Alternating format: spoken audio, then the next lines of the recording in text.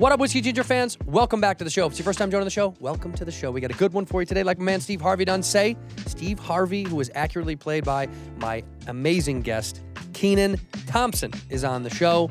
Love this dude. So funny, so cool, so talented. Been in the game for so long and continues to kill it. Love him. Come see me live. Me and Bobby Lee are finishing out the Bad Friends tour this year where we do a ton of stand-up, bits from the show. It's interactive with the audience. It's so much fun. Come see the Bad Friends live. Go to badfriendspod.com. Badfriendspod.com. This weekend, we will be in D.C. Huh? What would the Founding Fathers want you to do? They want you to come see Bad Friends in D.C. Washington, D.C. Come get your tickets. Next weekend, we'll be in Denver. Then we go to Chicago, Milwaukee, Minneapolis, and Madison to end the tour. Go to badfriendspod.com for those tickets. Badfriendspod.com. Enough rambling from me. Let's go to the episode. In here, we pour whiskey, whiskey, whiskey, whiskey, whiskey.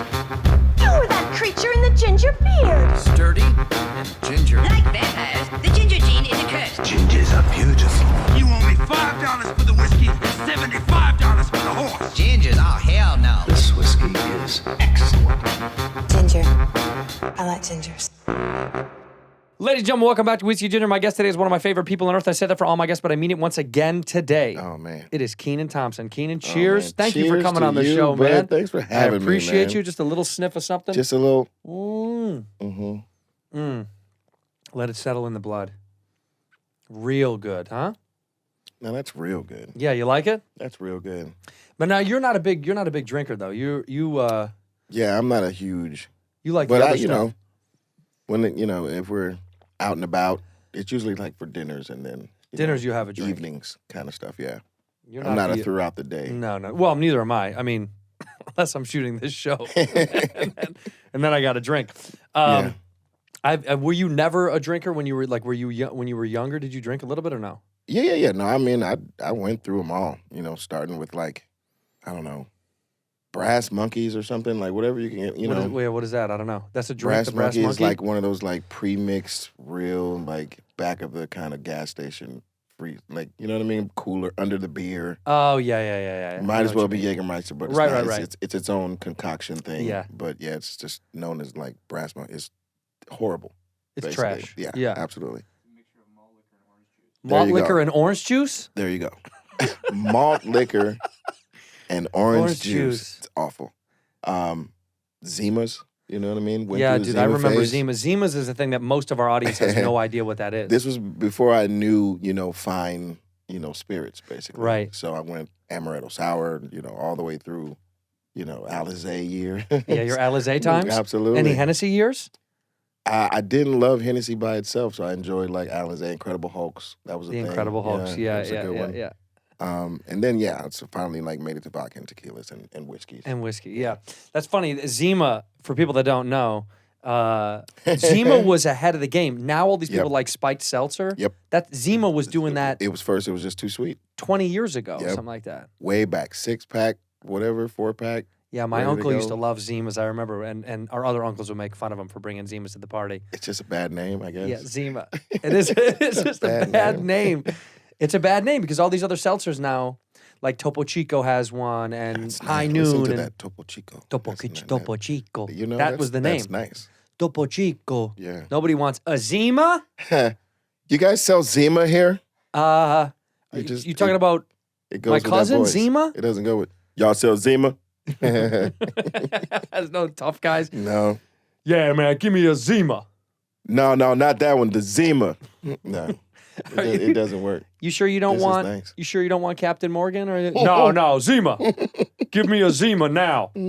Yeah, Zima just doesn't have a tough guy ring to it at all. They had to pull it off. Who Zima made Zima, now. by the way, Coney? Look it up. Who was distributing Zima?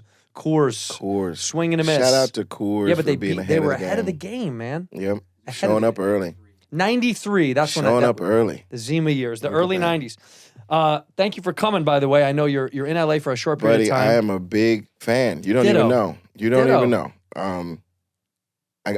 I guess I was aware from like other, pop-ups, through the years, but that cheeseburger special was on point. Thank you very much, man. On I really fucking point. appreciate you. And- That means a lot. The day I went to talk to Pete on his podcast, did he tell you this? Yeah, Pete Holmes called me, yeah. Fucking unbelievable. Like that morning, I didn't even know you guys like knew. I kind of figured it was a Yeah. small group, but I didn't know you guys were like tight like that. I was just quoting like "Show me the shells" to myself. I was cleaning up, and I was like, I'm recycling, but like I don't know if everybody is, and I'm just like not buying it. And I was just like, "Show me the shells." Where are the show me the shells? Show me the shells. Show me the shells. Nobody's around. It's just me quoting that shit to myself, and then When an you said hour that to later, Pete, I that go was to Pete. I Yeah, it really was crazy. appreciate that. He told me that. So good. Well, dude, I've been, not to, we'll tug each other a little bit, but I've been a fan for a long time. And I don't know if you knew, I tested for SNL years ago. My year was Pete Davidson's year. I feel like I heard So that. they picked the wrong guy. Yeah, I'll tell you obviously. what. Obviously. Yeah, it was me, Yeah. Pete, Dan Soder, Interesting. two more, and like one or two more New York guys that were like in the final running. And where are you from? Chicago. Oh, interesting. And when I went back and I met with Lorne, I tested, then they flew me back. I flew to LA, then they flew me back. And of Oy. course, then I was like, I got it. Oy. And then Lorne sat me in his office and we talked for a while and I met all the writers and met everyone and did that whole dance. And, it's like an intimidation walk. They like walk you through the hallway to be like, meet these people, meet these people. And then as you're going, it almost feels like you're at a, like I'm at a wedding. Yeah. And you know what I mean? And you have to like, hey, how are you? And you have to kind of match their energy and match their sentiment and their like style of like comedy. It's it's an interesting dance. You that got they to put you meet through. them where they are. Yeah, I have to meet you where you are. Yeah. And but anyway, I was back then I was very excited to even be near it. And now you've been the king of the castle for so long now. It's kind of crazy, huh? It is the craziest thing ever because I remember that process too. It was, I don't know who it's like easy for. You know what I'm saying? It's kind of a nightmarish. I imagine audition for process everyone it was probably every single awful. person. Yeah. Yeah. It's just, everybody has their own version of like how terrorizing it was. Like that's terrorizing that you had to go that far to still not be get there. it. Yeah. You know what I mean? Yeah, it's a hard no. That's like Yeah. a woman inviting you over to her house late at night on the other side of town. You show up at the front door and she's like, cracks the door and she's like, I don't want you to come in here. And then slams the door and you're like, okay, great, so I'll just head back. Just head back to the other side of town then because that's where I live. All right, well, And I'll that's just where go I home came then. from. No, but but even seeing from afar, I've had a lot of friends come and go on the show, which has been pretty incredible and been there after the fact as like as a fan and a friend. And it's just wild to watch people progress through that thing. Yeah. What do you think? I know you've been asked before, but what do you think your out is on that show? Do you think you just do it until you one day just go, I don't think I want to do it anymore? I mean, I'm, obliged until the 50th or whatever. You know what I mean? Yeah. So I guess everybody's waiting on, Lorne's decision, because that'll be really how the show continues cleanly. You know what I mean? Because there is a possibility of someone else stepping in, but there's also a possibility of the budget, getting slashed. Or Right. there's just no one, I think, that has that tenured respect of, the suits. You know what I'm saying? Lorne was always our buffer in between the Right. suits. You know what I mean? And the person that inherits that show with so much demand, with so little resources, it's not going to be the same show quickly. You know what Yeah. I'm saying? And you don't want to be that person, I guess. And I don't necessarily want to be there to see the ship fall because I've always, had thoughts of am I staying too long? Am I causing, less of an excitement about it? You know what I mean? That kind of thing. But, people have always said Saturday night should go away since the first day I was there. You know what I'm saying? So Well, that's that old I liked it better when yeah, blah blah blah. hear it every week. But You know that's what I it. mean? But they'll say that everyone has said that since its inception. Yeah, Within after the first chunk. it's the craziest thing ever. And you would think people would be aware of that. Oh no, others have said that, and it continues on. So maybe I should just rethink before I actually say this thing. No, But, people are stupid. You can't do that. and it's just an awesome platform for talent. You know what I mean? And Yeah, look at it. Look what it. I thought about the other night of I saw a billboard for Will Ferrell's new movie where it's the dogs where they're talking dogs. can't wait. Yeah, and it looks phenomenal. The trailer looked Look, phenomenal. I asked my manager if he would hit them up about part 2, the day I saw the trailer. Yeah, I was like, what's it called? What's it Pretty called? Please. Strays. Yeah. Strays. Yeah. Pass that message along. Well, yeah, Because yeah. I know there's going to be a part 2. Well, it looks so good, and I thought, it's insane like that when you think about what movie stars or television stars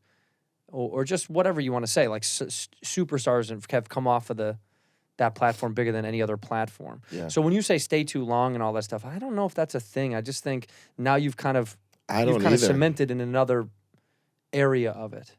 I don't either. You know what I mean? And it's like, it's such a one-of-a-kind experience. Number one, coming from a dude that does know the other side of steady work as an actor. You know what I mean? Yeah. Like auditioning and just hustling and this, that, and the other. Like, I know it well. So when it's not hard for me to oblige when I'm asked. You know what I mean? If I wasn't being asked back, I wouldn't be like knocking down the door like, y'all need me. You know what I'm saying?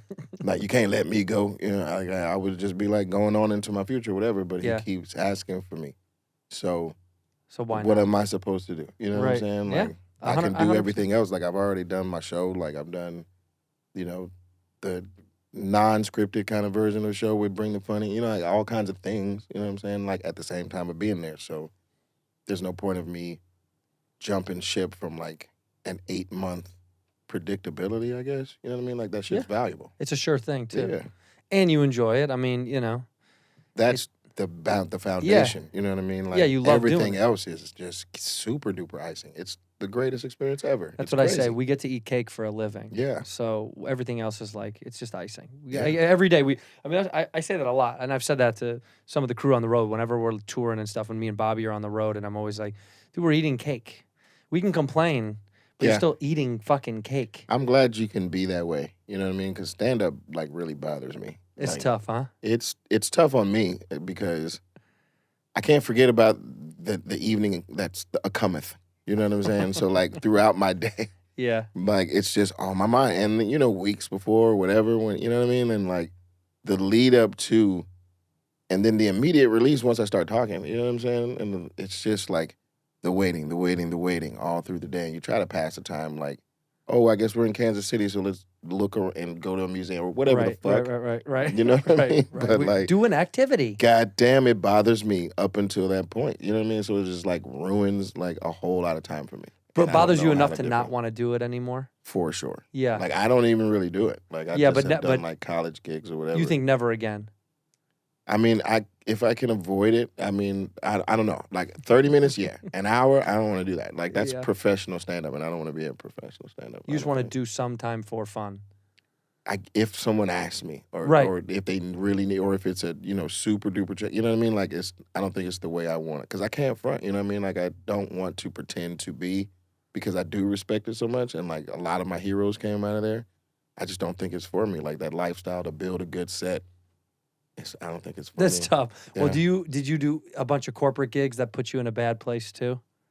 No, but I did a lot of college joints. You know what I'm saying? Like the college, the corporate gigs, they're forgiving. You know what I mean? It's like, well, you did 47 minutes, and it's okay. Here's the check. But like college gigs, when you run out of shit to say, like they start leaving. You know what I'm saying? And it's like that shit is real. I didn't want to like fake the funk, so. Yeah, I was like, I'm kind of cool on that experience. Do you remember one of your They most don't want to book a ones? 30-minute thing. And then I don't have an improv troupe to go out with either. Right. So I have yet to develop my live on stage ability or appeal, I guess. Yeah. As far as serving both people, myself and the audience. You know what I mean? Do you remember one gig that was like the one that stood out as one of the worst, a college gig that just... I don't remember where. I feel like it was in Chicago, but I want to say like I did Chicago well once, and then another time it didn't go so well. So, like, I want to say maybe Northwestern. Yeah, Northwestern, yeah. And, yeah, I do my 30, and then, like, I do, like, a Q&A or something. And that was my way of, 30 and 30 and not really having a set or whatever. But, like, I had timed out kind of my story up until that point. And it was, like, timing at, like, 30 minutes when I'm done, like, with, like, funny anecdotes of my career up to that point kind of shit. You know what I mean? So, like, I was like, what if I did, like, a Q&A or something and open it up to the audience? And, a lot of them, went well. But this one specific one, motherfuckers started pouring out of there. Like, just leaving mid-show. Just leaving. You know what I mean? And I was like, well, that's because they can smell that this is unprepared material. And that's not what they usually show up for. You know what I'm saying? They show up for a show. And this is not a show to them. So I was like, there you have it, kind of thing. You know what I Right. mean? That's the proof. You're like, I'll just stick to what I do best. For sure. Like, it didn't feel good to watch a motherfucker like nerdy as fuck with glasses and shit, like walking out of my shit. I'm like, outta not- here, you know? Kenan. You know what I'm saying? Not good enough. Yeah, they're very smart. Northwestern's like a really good school too. So and they're it was like, I oh, can't really say angry they don't nerds. have anywhere to go because it's Chicago. You know what I'm yeah, saying? So, yeah. they had probably some shit to do that I wasn't servicing the need to stay. So, Yeah. yeah, it was a wake-up call. Well, you mentioned when you said that you remember the old ways of auditioning anyway. So the security of the job is what's good. You've been on or been working since you were how old? When was your first job? I mean, my first like real gig, first like check was a commercial when I was like 12, like a fried chicken commercial. What kind of- wait, what very was it? proud of it. It was this restaurant that wasn't even in Georgia, so I never got to see the commercial. But it was called Lee's Famous Country Recipe Chicken, and they do have other commercials. It's just great, like hyper 80s, 90s, Yeah. early 90s, kind of whatever. And that was like an $800 check, and that kind of hooked me. I was like, $800 at 12, you know what I mean? Huge. Big money. Yeah. Big, That's big, Brewster's Millions, man. big candy money. Yeah, you know? big time. I'll buy the whole shop. I'll shut the shop down. You know, Give me and- 4 rolls of those paper with the dots on them. Give me all that shit. I just wanted it. I wanted it all from that point, and I just was like, all right, maybe if it'll come my way, but it didn't really like become official until like the Mighty Ducks, and I was like 15. Yeah. And then in between Nickelodeon was like a couple years, like 2.5 years of like just auditioning and, a job here, 6 months of no job, and then, a job there, and then, another 4 months or some shit like that. Right. So, yeah. But Who was driving you around to the gigs? Were your mom just driving you around all the time to try to go to auditions? Yeah, it was me and my mom. I Yeah. remember the furthest we went was to like Charlotte or something for an audition and back, and like didn't get it. I was like, man, we're reaching. Yeah. You know what I'm saying? Like, we are really reaching. We might as well be doing like, Dancing with the Stars or some shit. Before that, it was probably like some sort of, nationwide talent search that everybody has to come to like Minneapolis for or something. You know what I mean? It was Yeah. like that kind of hustle. But God bless her, man. Like, she never let me quit, number one. And then, she never not took me to like an audition we got a phone call for. So I was so scared as a kid to admit that I liked it. I don't know why, but I never wanted to tell him. Like, how did you do it? Like, how did you say to your mom? Were you like, I really kinda wanna do loved this? it. I mean, Yeah. I didn't really love like, the rejection of it all or whatever, but I loved the dream of it. I loved the like, oh, we're so close. Like anytime we would ride by, one of the news stations, you know what I mean? I could see those satellites in the back, like it was just like, yeah. it's right there, like maybe I could even if I was like thinking maybe I could just wind up on the news or something. I just wanted in it. Like I wanted in that Yeah. TV. It wasn't necessarily like movie star shit. I didn't think that would even really ever really happen. But television for some reason was like calling me. Right. And what did you say to her? Like, I kind of want to know the process of being like that young, being like, Mom, this is what I really want to do, and them taking you serious. Because as a kid, a lot of Well, times they you're kind like, of put me into like theater and shit first. And, Oh, they like, did? acting classes. wow. Yeah. Like me and my brother both like started, together as like little kids. sure. And then, continuing to do theater and, always landing in a comic relief role or something cute. You know what I mean? And right. then like sticking to it through like, between the 8 and 12, 13-ish kind of years and like learning how to audition and like really like getting an agent early through the phone book. You know what I mean? I was still The like phone book 6, 7, agents. 8, you know what I mean? And Cold like, calling. yeah, kind Yeah. of really going after it, like, along with, sports and piano lessons and whatever else was going on in school.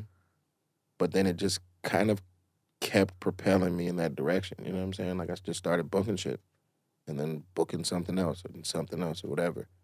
As I stayed short, sports was easy to let go of, you know what I'm saying? So It did the work for you. a little bit. Yeah. And then by that time, everything kind of was just unfolding, basically. Like, once I booked the Mighty Ducks, it was over. Yeah. It's funny to refer to it as staying short. Yeah. As I stayed short, as everyone else grew tall. What else I said? Like My dear friend. yesterday, my wife and I were having a glass of wine, and there was a woman that had walked out, but she wasn't a little person, but she was a little person. Yeah. Do you know what I mean? She was a short person. She was a very short person, and my wife was like, what do you refer to that?" And I just said closer to the earth. She's just closer to the earth. That's so all it good. is. She's That's just so a little good. bit and more she grounded. would appreciate to hear that Closer so to the much. earth. In an She would appreciate earthquake, hearing she's that. not falling down as hard as I am. No way. Big tree fall hard. Yeah, anything. She Loud just noises. gets a wide stance and she's fine. Yeah, jerk motions. It's all more compacted. Right. She's more compacted. Mighty Ducks, by the way, I heard a rumor. I don't know if this is true, but there was an ongoing or never-ending lawsuit because of the original writers of it were never getting paid in perpetuity for the other stuff, for like the franchise after that. Do you know anything about that? Interesting. I don't. Yeah, I'm I heard, not somebody told surprised. me there was something about that it was like Sounds like what we're striking for right now. 100%. Yeah, You know that what I was mean? pretty close to So, what it like, is. Yeah, I'm not surprised if that is the case. yeah, It's unfortunate. yeah. Because I remember the amount of merch and stuff back then was it was It endless. launched a fucking hockey team, yo. It's Like, insane. Straight up That's and down. insane. You know what a professional sports team, like, it's a professional sport. So, okay, maybe it's not basketball, baseball, or football, but it's hockey. You know what I mean? And it's like, if there's a fourth and not necessarily a tied for third, you know what I mean? Like, Yeah. it would be the NHL. Yeah, So that is a yearly profitable ownership of a thing, right? yeah. And it's coming off of, they tried to even deny it was like about from the movie. You know what I mean? Like, They're like, this has nothing to do with the movie. yo, stop that and just fucking piece people off. A little piece. Like if they gave him a point or a half of a point of the franchise, he'd be very happy right now. I'm sure. Yeah, You know what I mean? Yeah. Because that is a guaranteed like bundle that they don't feel the difference of. And it's sad that people don't do compassionate business. You know what I'm saying? Like, you can do business, of course, and just, dot all the T's and cross all the I's and be fiscal as fuck. But at the same time, there is a way to kind of like not just be a dragon about it. And then all of a sudden, did you see Eisner when he was fucking under investigation? This motherfucker's flipping through a 600-page book, like, with his glasses, like, no, I've read all of this and I'm innocent of all of this. Kind of like, stop playing, yo. You know what I'm saying? Like, just do right. By the But way, it's I've hard never to do read right 600 in pages. Excel. 600 No, pages. never. Nobody's read 600 Did you pages. see that notebook? Yeah. It was fucking huge. Yeah. And he's just sitting there like, what page we talking about? Okay, let me get there. It's Like- impossible. And like, no, I didn't do this. And just denying everything. Like, come on, man. You know? But I think that's And the I was a thing is- big fan of Eisner because he was big business. You know what I mean? Yeah. He was like the Iacocca damn near of Right. Disney. But like, why do you have to do such dirt to succeed so high? I wish it kind of would go more hand in hand where the guy was like not such a shark necessarily, or was just known for like a big fish. You know? But what is it? It's power, right? More than anything. I think people like power Yeah, more power than money. and the speed getting there. Right. I want to get there as fast as I can. That's an all-American way. Have you felt this way? I mean, you feel like this kind of person, not knowing you, but have you felt like as you've grown in your life or your career, both your age and then your ascension, do you feel like generosity is something that has become a part of you because of success? Like some people, they get more successful and they become a little bit more closed off. I feel like you're someone who got successful and you feel more open and giving than a lot of people. Oh, for sure. I mean, I think, generosity could be one of my faults at this point. You know what I'm saying? Like, it's Yeah. just like, It's a good fault. I love to give. And like, I can't not recognize people's, pain, struggles, whatever, blah, blah, blah. But I was kind of always like that. You know what I mean? Like, humble beginnings or whatever. You know what I'm saying? Like, my parents come from my dad using outhouse kind of shit. He was telling me recently. I was like, that's crazy. Like, I always knew y'all were like, kind of on the like, getting by side of things. You know what I'm saying? Hoping to move on up, but had to yet do that. He had an outhouse his But- whole childhood? And it would give him stomach problems because he hated going. You know what I'm saying? So like, Yeah. my father's like in his 70s now. So like, we don't talk about his like childhood era much. You know what I mean? We talk about his like, 20s and 30s, like when he was a new parent or like right before he was a parent kind of shit. But never like much like 6, 7, 8-year-old years or some Mhm. shit. But like when they get older, I think they start talking about those years. You know what I'm saying? And like making sure they like, the whole story of who they are kind of Right. thing. And that's nice. But it's like, that's correct. That's wild. You know what I mean? Because I never expected like he grew up balling, but like I thought that was some 1800s kind of shit. You know what I'm saying? Take the bucket out and You splash know? it down when you're done. Splash her down. It does feel like, yes, it feels like a time when you're like, that was before your time. You're like, no, Yeah, that was like, my time. No, that man. was his time. So I just have an awareness of that. You know what I mean? Like not necessarily that drastic, which is like new information or whatever, but at the same time, like I watch all my cousins. I watch anybody that grew up in that small, you know, minimal kind of resource or minimal, you know, opportunity kind of existence or whatever, and how their lives kind of, you know, are or whatever. And it's tough.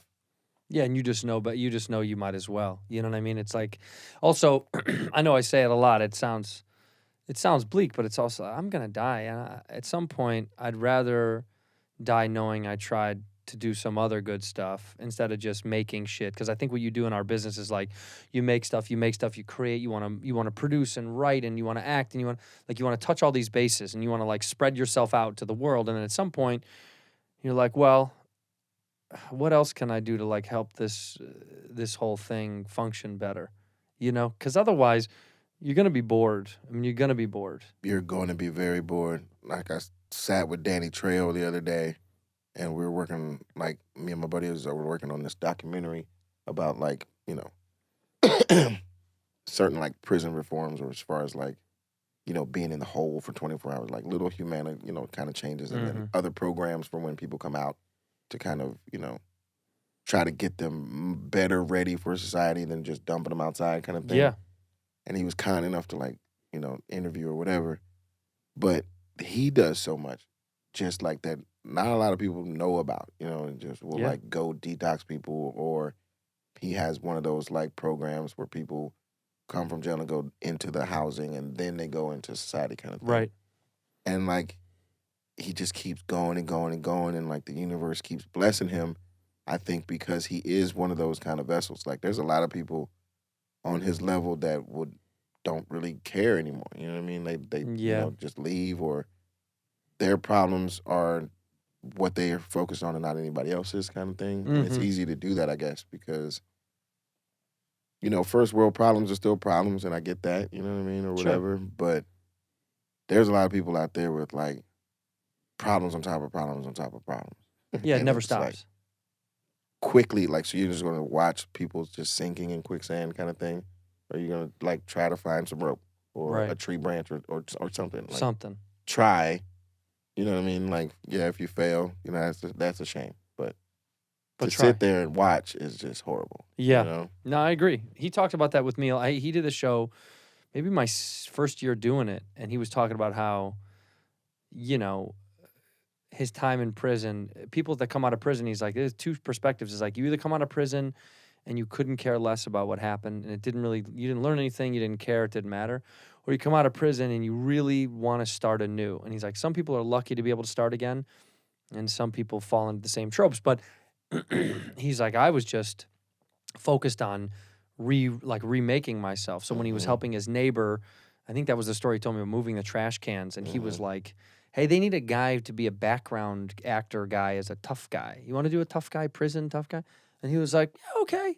And it was just helping his neighbor move trash cans, and that guy introduced him to some guy, and then when he was on set, they were like, how do you know language from prison? He's like, I just got out. They were like, do that. Can you do that in the movie? Because I guess the lines they wrote were trash, and he was like, no one says that in prison. 1,000%. Yeah, it was just he was like, but all I was doing was from him helping somebody, right, helping out. He was like, all I was doing was wanted to make my life good again, and in doing that, I was like, can I just be good to my community, be good to everyone I know?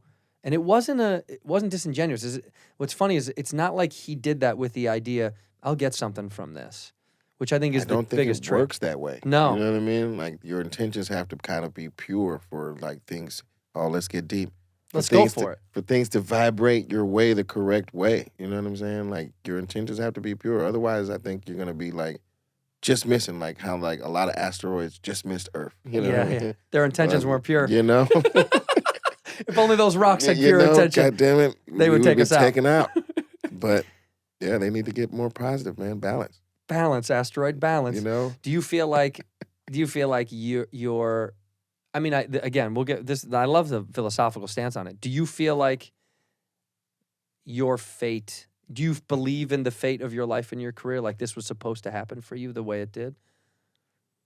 Yes, only Yeah. because of how kismet it's been. You know what I'm saying? Like, it just, if you were to write it, it sounds like how it's gone, basically. You know, Right. like how the Mighty Ducks introduced me to this and that and the other, but even how I got introduced to the Mighty Ducks in the first place. You know what I mean? Like, How was that? I was working on a kids news show in Atlanta on TBS called Real News for Kids, but I was the movie critic, and I didn't take that personally. Like, I never was in the studio with the like anchor kids or whatever. I was always like on location, like doing like all these little wraparounds for these free movies that I got to see and judge on my popcorn scale. But the first movie I critiqued and went and saw was the first Mighty Ducks, and then I've like interviewed a couple of the kids or whatever, and it just was like a very cool experience. And then I didn't think anything of it.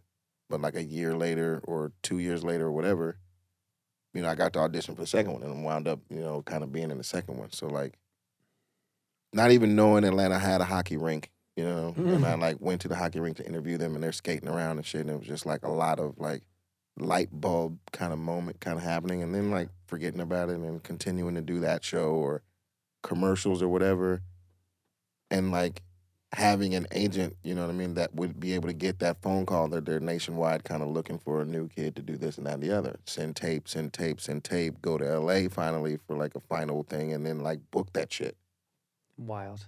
Bro, like the numbers are astronomical as far as like what are the odds, you know what I Right. mean? And then into heavyweights, into meeting like Judd and all those guys when they're young, you know what I mean? And Peter Berg and like just that whole connection that I didn't even know would be valuable 20 years kind of later or whatever. Yeah. Just knowing that they were good dudes, and Stiller, of course, like in his early prime, you know, and finally meeting Jerry and Ann, like, bro, like legends, and like Yeah, it's just crazy. being there in these moments or whatever. And then on into like D3 and then all that, and Nickelodeon, and like, you know, us getting our own show, and then like the movie being Good Burger. Yeah. It is the movie. that's the movie. When you know talk what I'm about saying? movies, you go, what's the movie? From my like era Godfather, that people know Good me, Burger. you know, They're the right. two G's, Pretty like, close. pretty fucking close. yeah, pretty close. Pretty close. And like whatever kind of foggy-ish years, but like winding up in like, you know, an awesome episode of Felicity where I met JJ early, you know what I'm saying? And like weird character, but still like a interesting fucking episode. And then Love Don't Cost a Thing, and like on and on and on. Barbershop 2, and then into SNL finally. And then fucking 20 years on SNL. That's crazy. It is wild. You know what I mean? Yeah. And like I'm from College Park, bro. Like there's not a lot of people doing that from there. Like making it all the way to Saturday night and then staying there for a long time or whatever. To have the mindset to want to stay, and also like have, you know, the ability to be asked back, you know, and like just giving, blah, blah, blah. You know, 2 healthy kids, like just like, bro, there's a lot going on that like I haven't really had to like be like hanging off the side of a mountain, chipping away at it to make it, you know, carve out the way I want it to. You know what I mean? It's just kind of been going with the flow and going with like the opportunity in front of me and walking through those doors kind of shit or whatever. Mm-hmm. So it seems very destined. Yeah, it does. In a great way. I mean, so that's why I feel like you are kind of that. That's why your energy is very much a, like give and help out and work to show the respect to the thing, because some things worked so positively. You're like, this is maybe the universe being like, you better do some shit good on the other side of this. For sure. Like, you know what I mean? But I was like, want to be careful because like as soon as you become like a super angel, you're out of here. You know what I'm saying? Yeah, that's right. Yeah. So I'm always trying to keep a little dirt going. Yeah. You can't. You can't. Yeah, right. Like you can't tip too much. You know what I mean? At some point, well, there's Neil Brennan told me the other day that he was like he said something about like giving a homeless guy money, because I had said there's a guy that near my house. I give him money a lot at night when I get off the freeway. I see the same guy, and I just give the same guy money, and then sometimes I'll dig into my pocket and I'll be like, it's a fucking $100 bill, and I'm like, is this too much karma? Do I need all this karma? I feel like It's a that's lot. a lot of karma, man. You're building daily anyway. Yeah, you know what I dude. mean? So like, I don't know if you got to bust that hundo out. Yeah. If there's other hundos and it's one of many, yeah. But if it's the one It's or the even one. two, Yeah. yeah, that's a lot of like. I almost wanted to say to him, hey, man, I'm going to give you this 100, but then we're clean for a while. The crazy thing about the karma of it all is that you don't really know from which occurrence something good is coming back to you. So you don't know how to like equate it to Right. being like, oh, well, that measures up to. So yeah, that's the equal kind of comeback for that. You know what I mean? It's Yeah, it'll just never like be. dope shit continues to happen based on you being dope. So you don't have to overdope it. No, don't overdope. Like I had, one time I had, I was going through, this just popped into my head, but I had a moment, I'm going to see if you've had one of these, where like, I was having like a tough go, things were kind of shitty, and I don't know, I was having a tough time, and the week was really bad, and I got a bunch of bad news, and then I went home, and in the slip of my door was a check, like a residual check. Back when before they used to, before they sent you just the physical checks, and it had a little Post-it note on it, and it was some girl had written like a poem almost of how she found it, and it's made its way back to me, and it was my residual check. I must have dropped it, like leaving a building or something. That's wild. Yeah, and she wrote this beautiful note and was like, I traveled all the way back to this area of town because I saw your address was on the thing, and bring some light to your day, and da-da-da-da. And it flipped me. It was like one little gesture. I was like, this woman went out of her. She could have just That thrown it in the trash. Beautiful butterfly. What Yeah. a gorgeous lady she is. You know Where what is I she mean? What now? a spirit. Where is she now? However, that check could have been voided and you would have got another one. 100%, yeah. But the fact that she wrote you a poem, like that, whoever's come across that person has probably like been blessed. You know what I mean? 100%. There's Yeah. only certain fairies like that out in the world. In here, we pour whiskey. This episode of Whiskey Ginger is brought to you by Rabbit Hole Distillery and their one-of-a-kind Kentucky bourbon and rye whiskeys. I've been chit-chatting about this sauce for quite a long time. I love Rabbit Hole. And behind Rabbit Hole's award-winning spirits is the story of their founder, Kaveh Zamanian. This gentleman left a successful 20-plus year career as a psychologist, went down the rabbit hole himself to find the finest spirits, and was just inducted into Kentucky's Bourbon Hall of Fame. Give it up for your boy. What I love about Rabbit Hole, their bourbons are truly original. Very original and unique. It's not like whatever's out there right now. In fact, a lot of this stuff said they're small batch. They're not small batch. These guys do it in under 15 barrels. They're producing 15 barrels, ensuring the quality is there. A lot of these other distilleries you think are doing small batch stuff, they ain't. Let me tell you something. They're using a ton of mixed mash stuff, and not Rabbit Hole. These guys are constantly putting out really good sauce. The Boxer Grail has been some of the sauce I've been sipping on recently. This is very good. They have 4 different expressions, but this Boxer Grill, that's that sour mash rye. And I've said I wasn't big on rye for a long time, but then you taste something like this, and boy, oh boy, is it wet your whistle. This stuff is very, very, very good.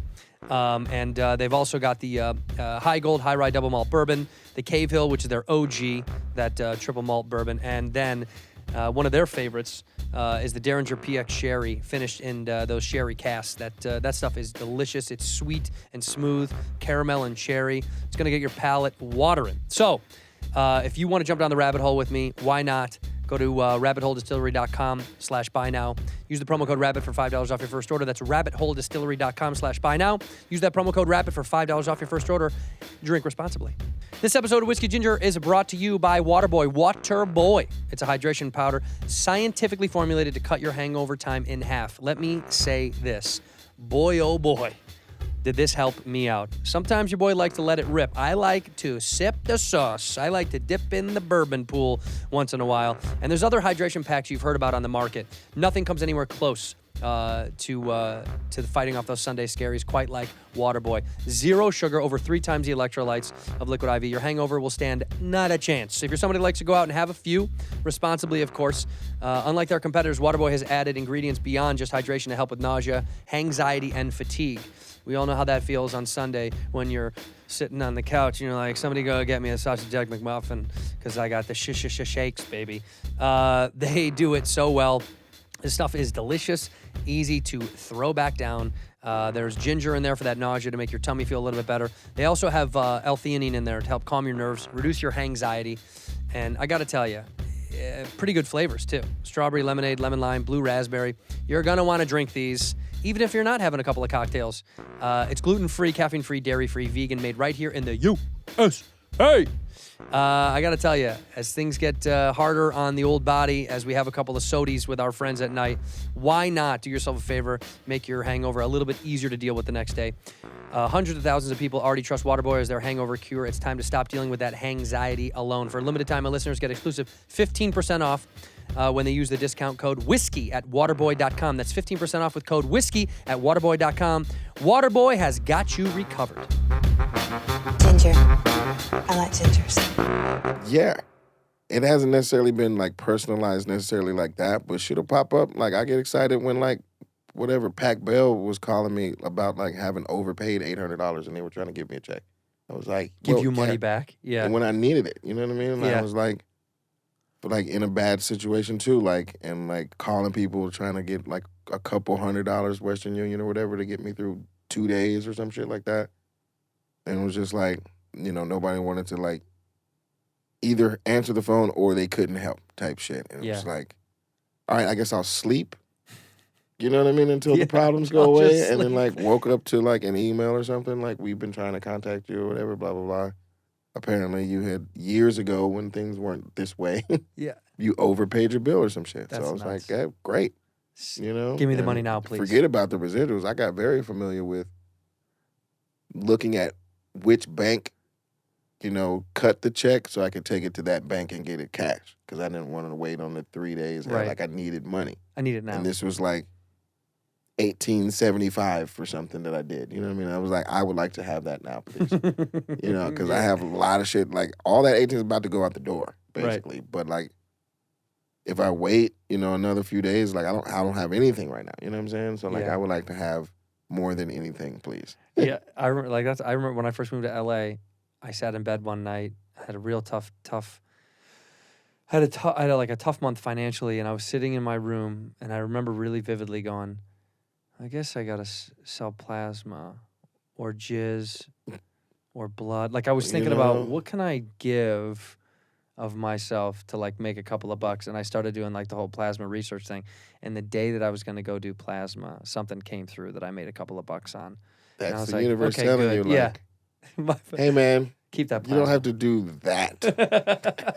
But I felt like it. But like, believe in the timing, you know, and the universe has its own timing, man. Like, it gets louder, I think, as you get older and you become more aware of like, shit, I just said that and that just happened kind of thing. Like when you're young, I don't think you pay attention. Like you're just doing whatever kind of shit. But when you're older, you're like, we were just talking about that. You know what I mean? Man. And like, I also like you might be stronger once you're like older because you're closer to the cosmos like you were when you were a child. Like how, you know, newborns are very mystical or young kids are mystical when they say shit that they wouldn't necessarily, you know, you would think they wouldn't have that kind of character yet kind of shit. And they sound like they've been here before kind of shit. You know what I mean? Like maybe that's what it is. But like, man, I've witnessed a whole lot of like, not even thinking about manifestation, just speaking on shit and it coming to, you know, kind of shit. So I try to pay attention now because, like, I've witnessed enough to know it's real. It is real. Energy is real. Spoken word has power, you know, and, like, man, it's all very real. And, like, why, you know, if it wasn't real, who's it hurting? Yeah, nobody. You know? Yeah. Like, so, like, why not? Why not? Yeah, that's a good perspective. Like, when you said like close to the cosmos, like this, that kind of like, I like to say when people have whimsy, when they're like you've kind of retained this thing. The thing that I really like about you and always really have from a distance is on the show, the bulk of your career, I've always felt like you found a way to make whatever sketch you're in seem whimsical and fun. Like, even if you don't really like this, or even the sketch isn't really, like, humming the way you want it to, what do you attribute that to when you're doing stuff? What do you attribute the idea that you know how to kind of just break it up and make it fun again? Well, I want to have fun. You know what Yeah. I mean? I don't want to like not have fun because I don't want to see people like I don't like confrontation. I don't like seeing people crying. I don't want to, you know what I mean, deal with the like roller coaster of emotion because I've been there when it's my personal shit and it sucks. You know what I mean? You throw something out there that was making you laugh, Yeah. but like, man, it hits the fucking forehead. You know, it's harsh. So the later in the week that happens to you, the worse it is. Like you get past the table or some shit and then it tanks at dress or it tanks on air. Like that is just a bad feeling. And, you know, I've seen people that I really love and admire in their worst moments, in their most painful moments off of an idea, bro. You know what I mean? Like Yeah. it shouldn't be that, you know, stressful and like people shouldn't put that much pressure on it because like, you know, how many geniuses have there really, really been? You know, like everybody else is like really smart and like trying to be a good person and trying to do good. But we keep quoting Einstein. We don't keep quoting like, you know, Einstein, this person, you know what I mean? And all these other geniuses. Like, so There's only a few. You know what I mean? So like, ease up on that shit, in my opinion, is my attitude basically. Yeah. And I think it gives me like a shield of like, no, I want to have a good time. And if we don't have a good time, that's even funnier. You know what I mean? Like if they don't laugh, that makes me laugh. Like Yeah. when we're all expecting like a laugh to hit and it's quiet, hilarious. Hilarious. It's kind of your superpower. Yeah. Truly from. I mean, it's almost like it's damn near Trump school where you just deny everything. You know what I mean? Yeah. Except for what you want to take from it. So It's nope until it's yes. yeah, You're like, no. And then they get on. You're like, see, I told you. you know, a little bit. But yeah, I've done enough stressing, I think, in life. Excuse me. And then like, you know, there's people stressing about way bigger shit than joke telling. So Yeah, so who that's kind cares? of how I look at it. I mean, that attitude is good to have on that show, though, because you do see so much stress on there. And I know it's got to be life hard. changing. Yeah, you know what I mean? it's a so life big. changing experience. It's so big in so many different ways. Like it could be financially or whatever, but it's such a status thing. It's such a thing amongst, you know, the ecosystem of the community. I'm using ecosystem because I just talked to Neil Brennan myself the other day. Yeah. And He loves words like that. He loves it. Yeah. But like, you know, it is a community. You know what I'm saying? And like those things, you know, it's hard not to let them validate you and your existence. You know, so like when you are winning in a place like that, yeah, you it seems like you ascend in all the directions of your life or your dreams or whatever. Yeah. So that creates a ginormous pressure cooker. It makes great shit. Honestly, to this day, still, if anybody asks me, and I'm not placating, but if anybody says, what's probably the funniest, cleanest, front to back, best SNL sketch? And hands down, I always say it's with Tom Hanks on Black Jeopardy is the funniest, to me, is maybe one of the funniest, most clean, hysterical, deep. Like, it's funny if you're, you know, this is rude, but if you're a dumb person, that sketch is still funny. Yeah, for If sure. you're a smart person, that sketch is even funnier. Yeah. And I'm not saying like, because I'm a dumb guy. I'm not saying like I'm Mr. Genius. But like, there's levels to it where you're like, fuck, man, this is like a great song where some people may just like the beat and they're like, fuck, this beat is good. But then other people are like, have you even listened to what they're saying? Yes. It's even fucking better. Yeah. But that to me was still to this day made me laugh so fucking hard. Well, shout out to fucking Brian Tucker, Michael Che, and It was Tom so Hanks. fucking funny, man. You know what I mean? Because they did their thing. You know? And you killed it. It was just this. Thank you, man. The rhythm was so funny. I mean, But dude, that's what I'm saying. Like, I'm maestroing and like, what a I have front row seats. You know what I mean? Like, Yeah. it's a pleasure to actually have your hand on the cadence too. You know, like that is my job, is to push the train along or slow it down or, you know, massage these moments where it's like a split screen and like, yeah, I have to like, you know, kind of pull it out of people or whatever. But, you know, Hanks did that whole scared to shake my hand thing on air. Like, he hadn't done that all week yet. He's just kept finding shit for his character or whatever. And like, you got to tip your cap to motherfuckers that take it that seriously when he could easily be the host and blame any faults on anybody else. Sure. Kind of thing. And he's which I'm not sure that happens person. on the show. 1,000%. When they're like, you guys didn't write the thing I a million, liked. I forget about it. And people that you wouldn't expect that to come from. You know what I mean? I And imagine, like, yeah. you would think, oh, snap, like I've watched you do so much work. I didn't know you were a finger pointer. Right. I just assumed you'd be cool, You man. know? Yeah. You fucking. Yeah, well, now I don't like you anymore. It's tough. It makes it tough, but I'm not here to judge people. It's human nature, and people have their paranoias or, just like rejections to being rejected kind of shit. Sure. You know what I mean? So it's like however they approach it, whatever. And it doesn't bother my daily either. You know what I mean? I'm very good at leaving work at work.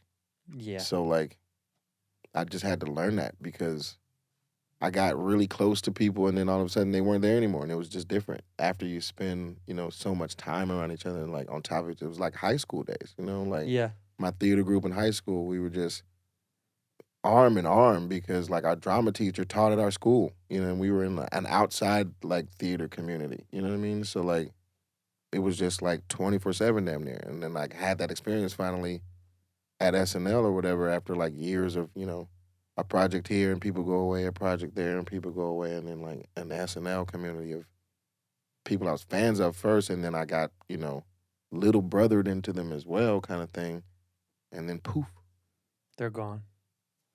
It's just different. It's like an orphanage, except you're the kid that didn't It's want to still get looking adopted. in the window. Yeah, you're Yeah. like, I think I'm going to stay. Yeah, but now I'm like, a janitor at this point. You're like, Nah, "Kenan, I've been can you here for please sweep up?" 62 years. Yeah. I don't know. I was an orphan, but now I work here. Did you know Mr. Kenan used to be one of us? I sure did. And look what you can do with your life.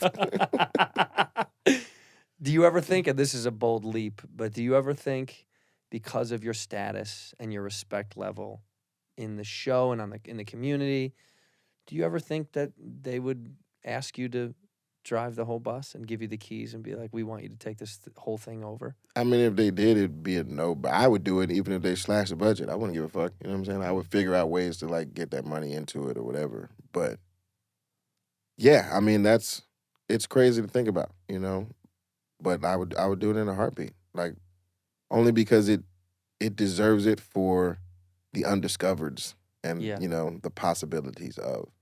You just never know. In that place, there could be any given Sunday a sketch that just blows people away, or, a Kay McKinnon and a Cecily Strong and an A.D. Bryant, you know what I mean? Like, wind up growing up there, you know what I mean? Kind Yeah. of thing. And, like, we're already grown based on Second Cities and Groundlings and things like that. Or, Kate just coming from Long Island and kind of just being close to, Broadway or entertainment in general. But really getting sharpened there, and now they are who they are. And we got to, like, watch the process. Bro, that place is special, man. It's just different.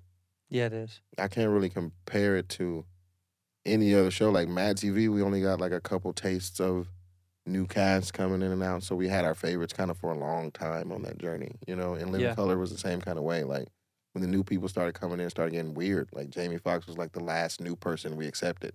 Yeah. You know what I mean? After that, everyone's like, yeah, cut it out. A little Yeah. bit. And, like, yeah, like, there were some great people, like Angela Winsberry, what's her name? Yeah. Cone, look Angelica it up. Winsfield, Winfield? Is it Winfield? something like that. No, I'm thinking about. Super funny. Yeah. But, like, and there's just great comics that there's a lot of talent out there, So that's why I would just, if somebody needed to grab the reins and they wanted to give it to me, I would take it. I hope they do it. If it happens, I've always said that. I was like, man, that'd be great It'd be for awesome. you to be able to put your stamp on that. Because I would love to be Lorne. You know what I mean? Go to dinners all the time, be in the Hamptons and shit. Like a lot of those like hosts that pops up that pop up on the show there, you're like, how the fuck did that happen? You know what I mean? It's just like Hamptons dinners.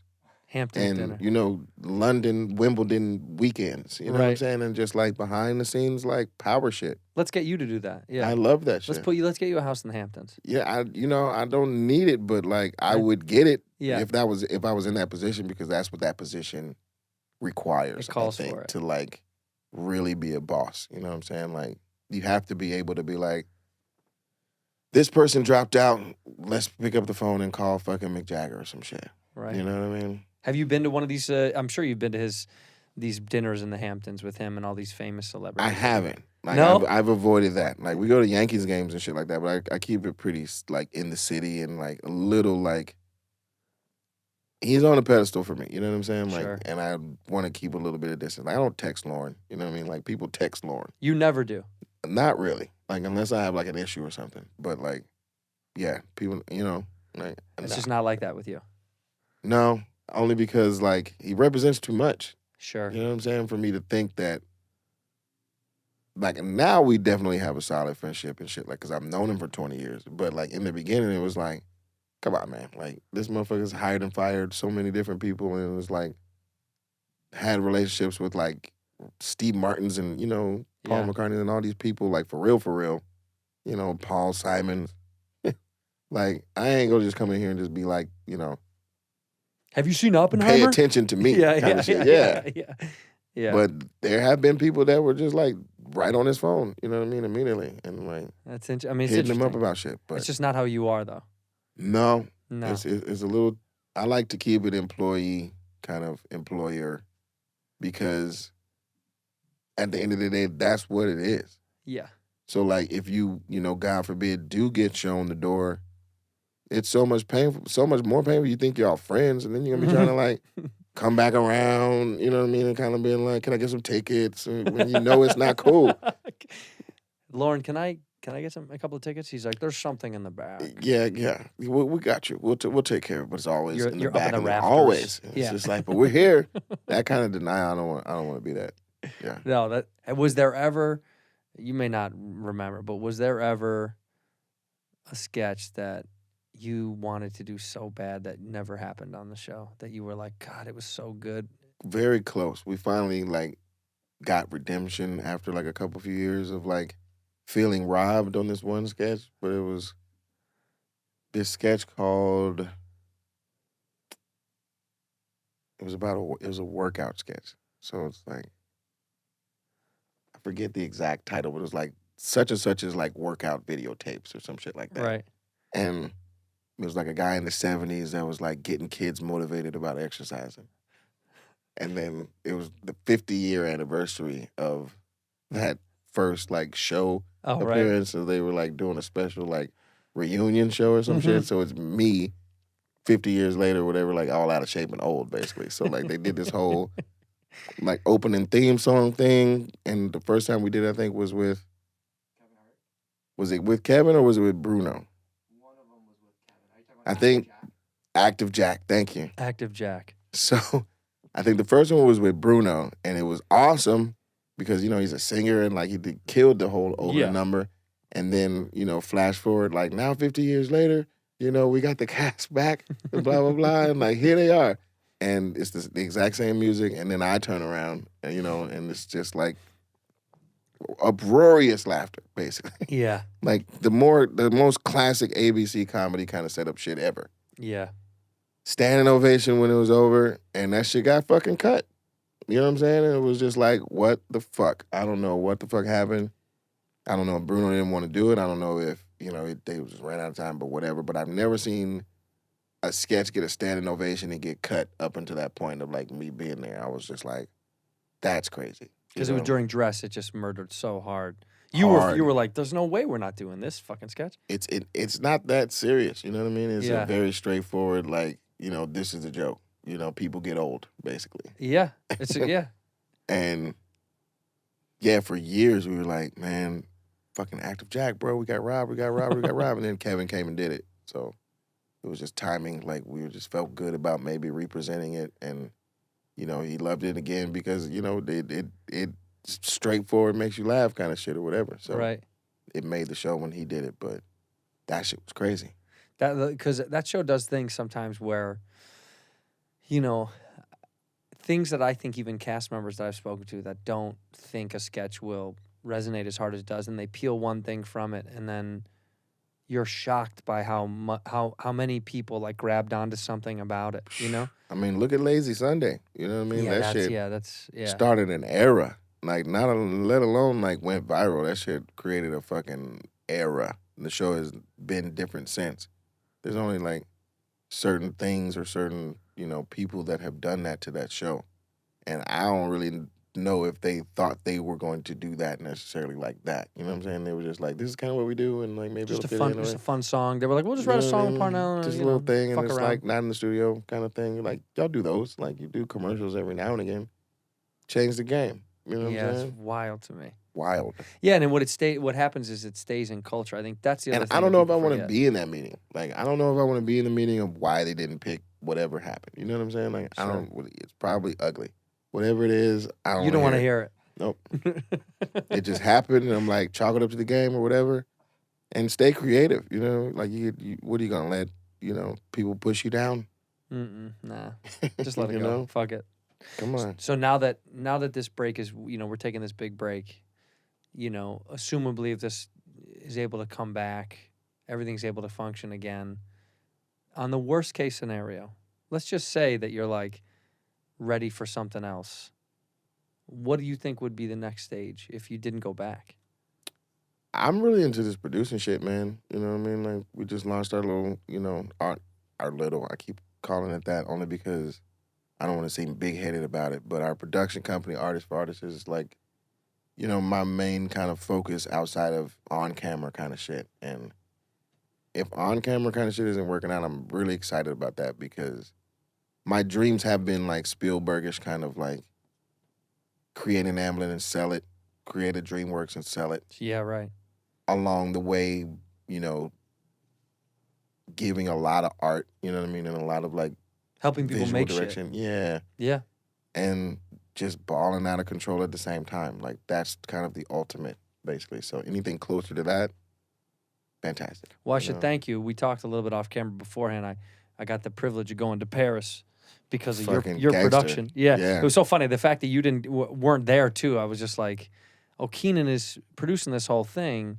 And it was me and a bunch of comics. We've talked about it on the show, but it was me, Andrew Schultz, and Theo Vaughn, and Stavros, and Matteo Lane, and That's great. it was just nuts. We got to go to Paris and perform for Kid Super's fashion show, Yeah. which, by the way, now he's even bigger than he was then, which is like, it's funny to watch him get bigger and bigger and bigger and bigger. Yeah. And it was a great idea, man. And it gave us a platform and a private jet to Paris. Thank you so much. It's That was so very nice. good, man. That's so awesome.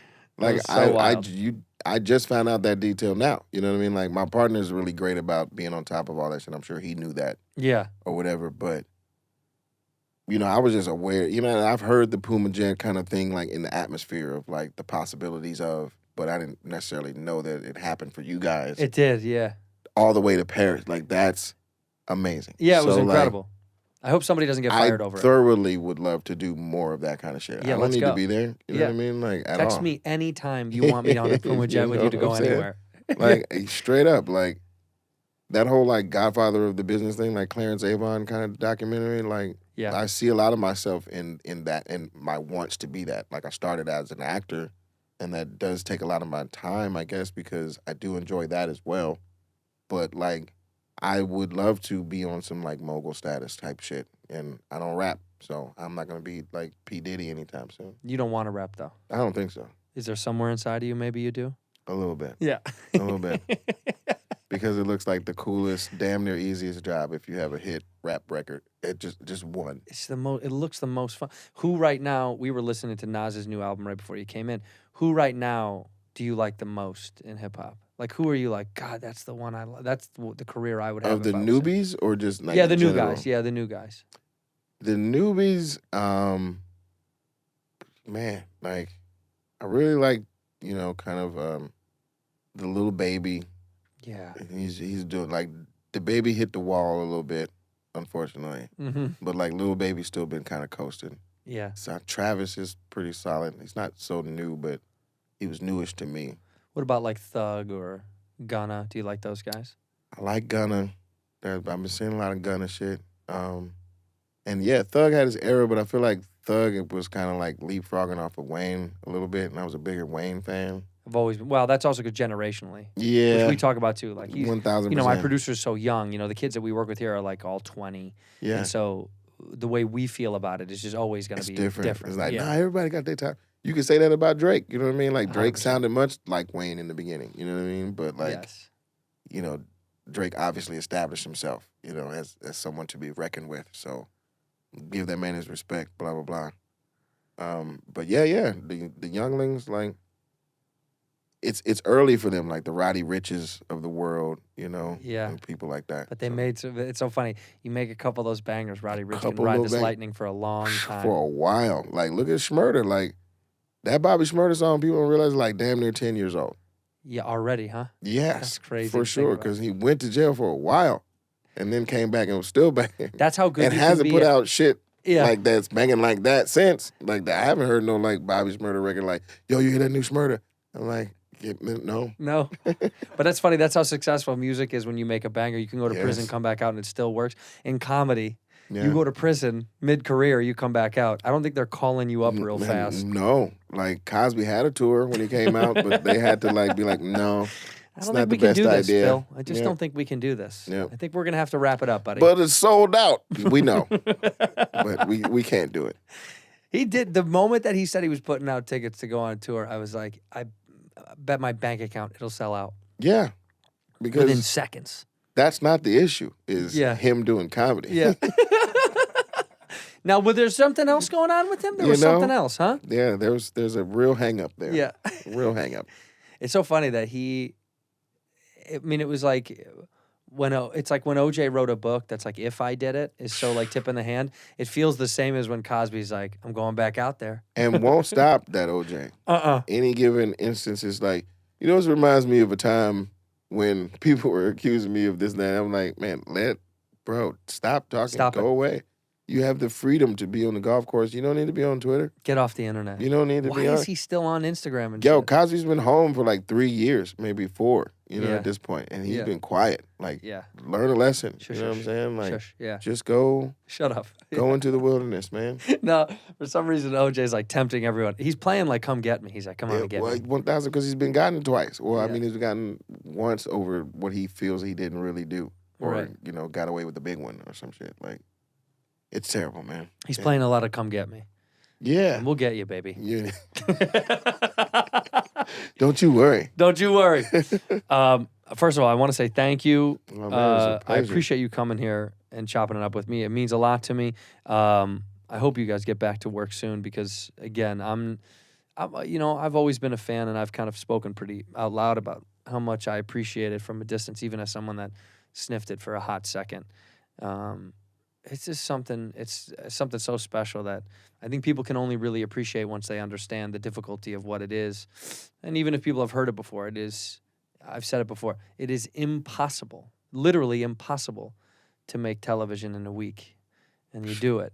It's impossible. They're making a movie. I mean, it's a 90-minute show, but there's commercials or whatever. So whatever it times out to be, it's still like a 1-hour thing. And if you watch Peaky Blinders, you'll be like, yo, this is a movie. Yeah.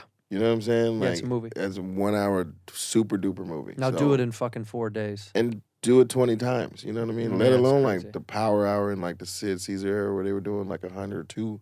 Mm-hmm. You know, and like you just gotta give people credit where credit is due, and like shut the fuck up if you don't know what you're talking about. You know what I'm saying? Like, That's a bro, these fact. people work hard and they don't just sit around trying to be lame. Right. You know, like 3000 talked about that shit in like a record. He was like, somebody said it's like his verse was boring, and he put that in the song. It's like, it's boring, really? You know, and like, how could you say that about something that's not easy to come by? And like, I do it well. You know, a lot of those people do it very well. Whether it's your language because it's too current or too woke or whatever it is, doesn't mean it's not on point for where that current language is. You know what I'm saying? Sure. And they pay attention to that shit and live and breathe it. You know what I mean? Yeah. So like, I don't know, if you're a construction worker and you don't do comedy and you don't pay that much attention to it, it's like, you might be out of date a little bit. So like, I don't know, catch up. Catch up. You know? I appreciate you. We end the show the same way. You look into that camera right there, and you say one word or one phrase to end the episode. It used to be a word a long time ago, and then people were like, oh, can I just say like a phrase or a piece of advice or whatever? So now it's on you to end the episode. One word or one phrase on that camera. Whenever you're ready, you go ahead and end the episode. Okay. Smash. In here, we pour whisk, whisk, whisk, whisk, whisk. You were that creature in the ginger beard. Sturdy and ginger. Like vampires, the ginger gene is a curse. Gingers are beautiful. You owe me $5 for the hell no. This whiskey is excellent. Ginger. I like gingers.